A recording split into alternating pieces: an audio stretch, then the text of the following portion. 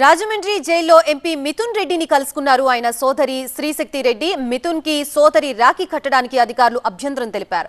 రాఖీ బాక్సులు వెనక్కి పంపారు జైలు అధికారులు. జైల్లో ఎంపీ మిథున్ రెడ్డిని ఇబ్బంది పెడుతున్నారని ఎంపీ గురుమూర్తి ఆరోపించారు. మిథున్ సోదరిని రాఖీ కూడా కట్టనివ్వడం లేదని, కోర్టు అనుమతులు ఉన్నా ఒక పూట ఇంటి భోజనానికి అనుమతిస్తున్నారని గురుమూర్తి అన్నారు.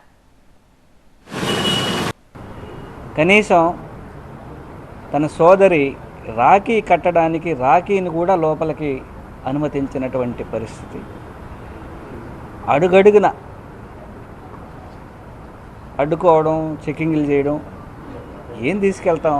నేను ఒక పార్టీ, ఒక లోక్సభ సభ్యుడిగా ఆ అక్క మిథునన్న సోదరిగా ఏం తీసుకెళ్తాం?